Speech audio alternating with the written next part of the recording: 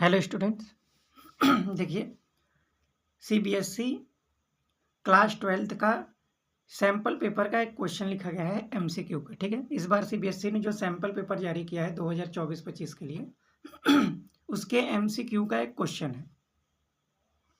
Question क्या है आपके सामने? क्वेश्चन है, if for A square matrix A into adjoint of A, आपको दिया गया है मैट्रिक्स में 2025 0 0 0 2025 0 0 0 2025। ठीक है, A into adjoint of A आपको ये दिया गया है। Then the value of determinant of A plus adjoint of, मतलब determinant of adjoint of A क्या होगा। ठीक है, इस क्वेश्चन को सॉल्व करने वाले हम लोग, हमको बताना है एडजॉइंट ऑफ ए, हमको बताना है determinant of A plus determinant of adjoint of A. ठीक है, ये हमको कैलकुलेट करना है। चार ऑप्शन आपके पास है। पहला ऑप्शन है 1, दूसरा ऑप्शन है 2025 प्लस आई मतलब आइडेंटिटी मैट्रिक्स। थर्ड ऑप्शन है 2025 का square plus 45 and fourth option है 2025 प्लस 2025 का होल स्क्वायर। ठीक है, तो इस क्वेश्चन को सॉल्व करते हैं। देखिए, इसमें बहुत अच्छे कॉन्सेप्ट यूज होने वाले हैं, इसलिए इस क्वेश्चन को हमने लिया है। आपको कॉन्सेप्ट पता चलेगा। देखिए कैसे सॉल्व करेंगे, ध्यान से समझिए। पहले तो मेरे पास दिया है A into adjoint of A. A into adjoint of A आपका मैट्रिक्स में दिया है 2025 0 0 0 2025 0 0 0 2025। ध्यान से समझिए। अब आपको एक चीज जो याद रखना है, जो इस क्वेश्चन में हम यूज करने वाले हैं, और वो एक बहुत स्टैंडर्ड रिजल्ट भी है। ध्यान से देखिएगा। अगर मतलब कि if A is a square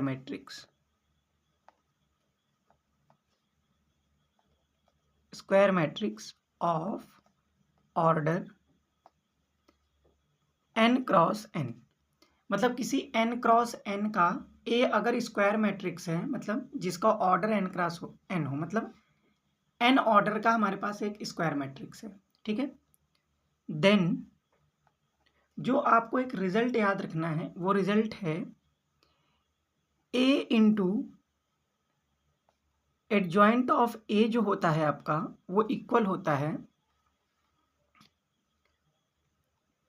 determinant of A into identity matrix. ठीक है, ये बहुत इंपॉर्टेंट रिजल्ट है। ठीक है, इसमें दो रिजल्ट यूज होने वाले हैं। पहला रिजल्ट तो यही है, A into adjoint of A आपका इक्वल होता है determinant of A into identity matrix. और आइडेंटिटी मतलब ए आई एन क्या है, ये आपका आइडेंटिटी मैट्रिक्स है। Identity matrix of order n cross n। ठीक है, क्यों? क्योंकि ए हमारा n क्रॉस n ऑर्डर का मैट्रिक्स है, इसलिए आई एन भी हमारा n क्रॉस n का आइडेंटिटी मैट्रिक्स होना चाहिए। ठीक है, ये कॉन्सेप्ट इस क्वेश्चन में यूज करने वाले हैं, ध्यान से देखिए।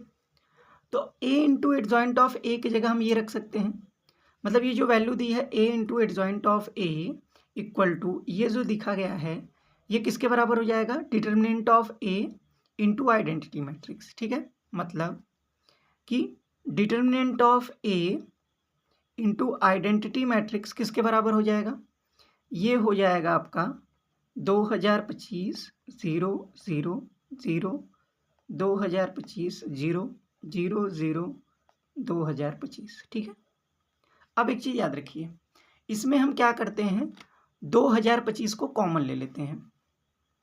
ठीक है, अगर हम 2025 को कॉमन लेते हैं तो मेरे पास क्या बचेगा, 1 0 0 0 1 0 0 0 1।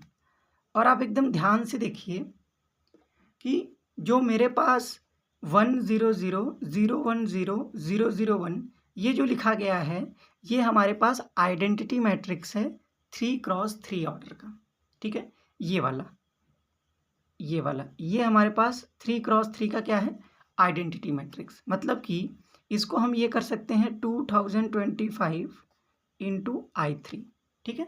और ये किसके बराबर है, ये बराबर है हमारे पास determinant of A into identity matrix.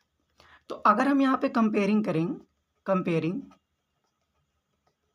Both side,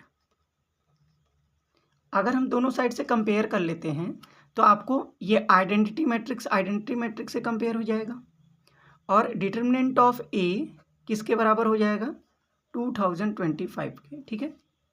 determinant of A किसके बराबर हो जाएगा, 2025 के। अब ये आपको एक चीज़ पता चल गया कि डिटर्मिनेंट ऑफ ए जो है वो हमारे पास क्या है, 2025 है। एक तो स्टैंडर्ड रिजल्ट आपका ये है, एक और रिजल्ट हमको चाहिए। आप ध्यान से देखिए, हमको क्वेश्चन में क्या कैलकुलेट करना है, हमको करना है calculate determinant of A plus determinant of adjoint of A. तो डिटर्मिनेंट ऑफ ए तो हमको पता चल गया, अब हमको क्या चाहिए, determinant of adjoint of A. तो एक और आप रिजल्ट याद रखिए, वो रिजल्ट क्या है, ध्यान से समझिए कि एडजॉइंट ऑफ ए जो हमारे पास होता है, डिटर्मिनेंट ऑफ एडजॉइंट ऑफ ए जो हमारे पास होगा, डिटर्मिनेंट ऑफ एडजॉइंट ऑफ ए होगा, वो हमारे पास होता है डिटर्मिनेंट ऑफ ए के पावर n-1, ठीक है जी। और ये n क्या है, n हमारे पास ऑर्डर है मैट्रिक्स का।